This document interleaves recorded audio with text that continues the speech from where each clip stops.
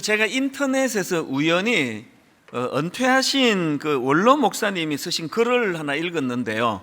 이제 저 같은 현역 후배 목회자들을 권면하는 그런 또 조언의 글을 거기다가 담은 걸 보았습니다. 그 글에 보니까 그 황금 수도꼭지라는 책에 나오는 그 콜드 버드와 핫 버드, 이것을 가지고 이제 그 인용하는 내용을 제가 보았는데요.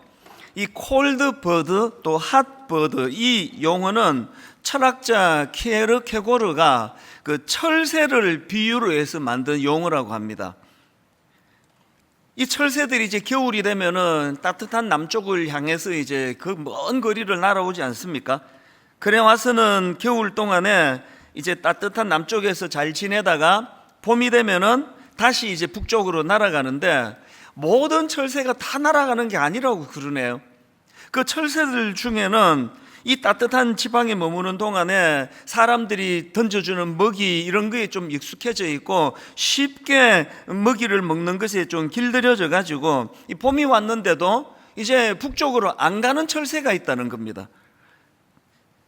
너무 이제 이 편하고 안락한 것에 길들여져 가지고 그 남쪽에 온대로 그냥 눌러앉는 그 철새들을 이제 키에르케고르가 콜드 버드라고 그렇게 이름을 정했고요. 또 여기에 반해서 아무리 이제 이 겨울 동안에 있었던 이곳에서 먹이를 쉽게 구하고 사람들이 막 먹이를 던져주는 것을 경험한다 하더라도 여전히 이 새는 본성, 이 원래 새가 갖고 있던 본성인 야성을 잃지 않고, 그래서 다시 북쪽으로 날아가는, 되돌아가는 새를 이거를 핫버드라고 그렇게 이름을 지었더라고요. 그래서 이제 이 키에르케고르가 이건 사람에 빗대 가지고 콜드버드는 어떤 사람이냐, 편안하고 안락한 것만을 찾다가 목표와 열정을 잃어버린 사람, 이 사람을 콜드버드라고 그렇게 상징을 하고, 또 핫버드는 어떤 상황에서도 열정을 놓치지 않고 목표를 놓치지 않고 꿈을 향해서 그렇게 달려가는 사람, 이걸 이제 핫버드라고 그렇게 이름을 짓는 거라는 겁니다. 제가 읽은 그 글에서 은퇴하신 원로 목사님이 이런 내용을 가지고 저 같은 현역 목사들에게 이제 권면하는 그런 내용의 글들이 쭉 열거가 됐는데요. 그 원로 목사님의 글 일부를 한번 읽어드리겠습니다. 하늘은 날 수 있는 날개가 있는데도 날려고 시도조차 하지 않습니다. 이러한 쿨버드가 된 그리스도인과 교회를 향하여 키에르케고르는 이렇게 외쳤습니다.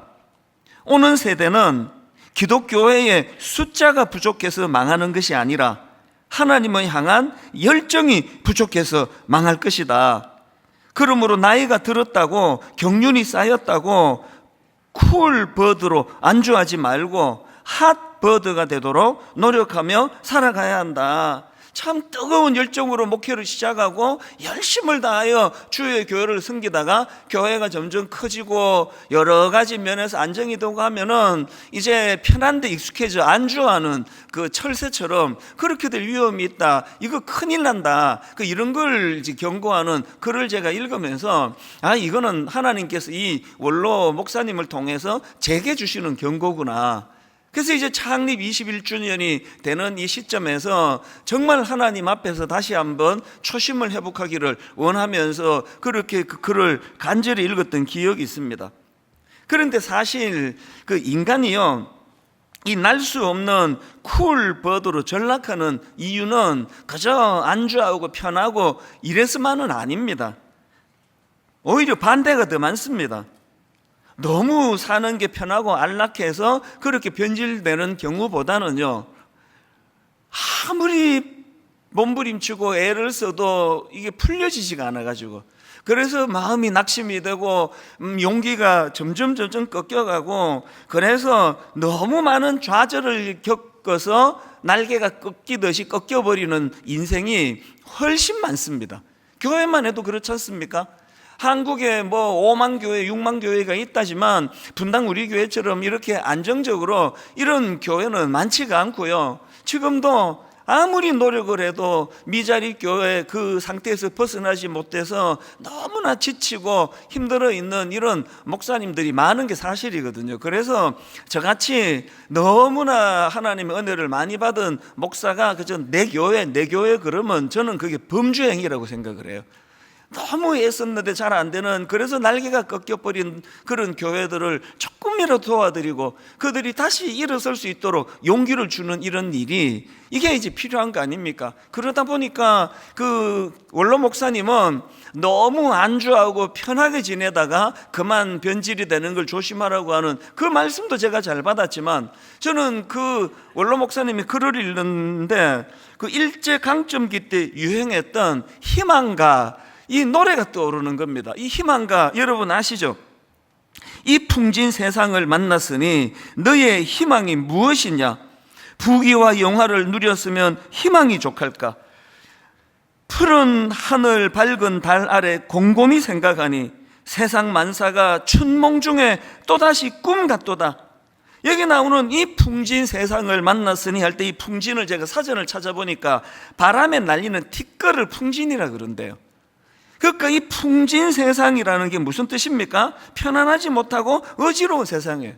막 마음이 흩날리는 것처럼 이런 심란한 풍진 세상을 살아가는 그 청년들을 이제 그렸던 게 이 희망가라고 그러는데요. 제가 지난 3월 1일 3.1절입니다.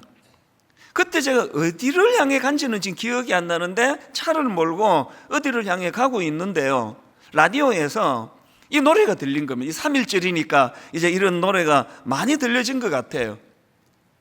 이 풍진 세상을 만났으니 너의 희망이 무엇이냐. 본의 아니게 완전 할아버지처럼 불렀는데요,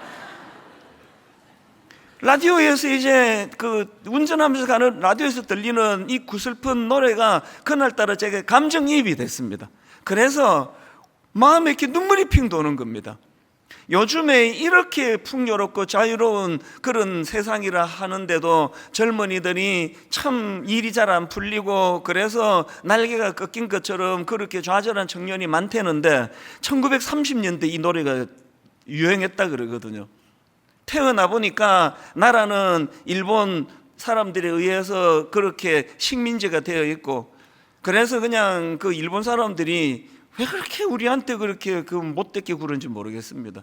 너무나 아픔을 많이 주고 상처를 많이 주고 그래서 펴보지도 못하고, 그래서 이 희망가라는 노래를 부르면서 구슬픈 그런 노래더라고요. 그 마음이, 제가 그날 굉장히 옛날 일본 강점기 시절에 그 자랐던 청년들, 청소년들을 생각하니까 굉장히 마음이 그날 제가 이렇게 울컥하는 걸 경험했거든요. 제가 오늘 이 본문 말씀을 묵상을 하다가 바로 그때가 떠올라졌습니다. 왜냐하니까 지금 배경이, 상황이 일제강점기에 낙심하고 좌절해 있던 젊은이들의 모습하고 오늘 본문에 나오는 이스라엘 백성들의 모습이 너무 비슷해요. 상황이 굉장히 비슷합니다. 나라가 두 동강 난 것도 어떻게 이렇게 똑같습니까? 그리고 또 그것도 북이스라엘과 남유다로 이렇게 나라가 지금 나뉘어져 있는데 우리나라보다 역사가 더 불행합니다. 그 두 동강 난 나라 중에 북쪽 이스라엘은 아수르라는 강대국에게 망해버렸습니다. 그리고 지금 남아있는 남쪽 유다도 지금 바벨론이라는 강대국 앞에 풍전등화예요. 망하기 직전의 상황입니다. 그리고 망해버리잖아요. 이런 절망적인 상황에서 마음이 참 어디를 봐도 희망은 찾아볼 수가 없던 그런 상황인데요, 바로 그 상황에서 하나님께서 이사야 선지자를 통해서 말씀을 주시는데, 그게 바로 오늘 본문 이사야 43장 18절 19절입니다.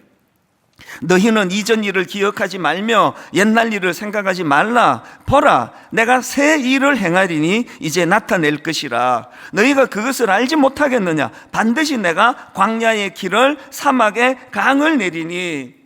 여러분, 이 시대적인 배경을 좀 머리로 그리면서 이 말씀을 읽으면 마음에 굉장한 그 감정이입이 일어날 거라 생각합니다.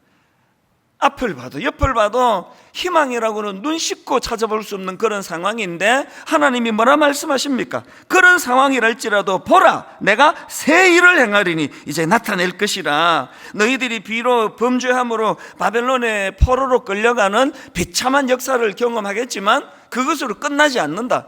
여호와 하나님 이거 방치하지 않는다. 하나님 반드시 새 일을 행하게 될 것이다. 이런 용기와 희망의 메시지를 지금 전해주고 있는 거거든요. 그런데 여러분, 이런 희망의 메시지를 전하는 이 19절 말씀 바로 앞에 18절 말씀이 굉장히 독특합니다. 사실 18절에 어떤 내용이 있습니까? 너희는 이전 일을 기억하지 말며 옛날 일을 생각하지 말라. 이게 왜 특이한 말씀입니까? 이게 왜 독특하냐 하니까 지금 흐름은요, 계속 옛날 일을 기억하라는 흐름이에요.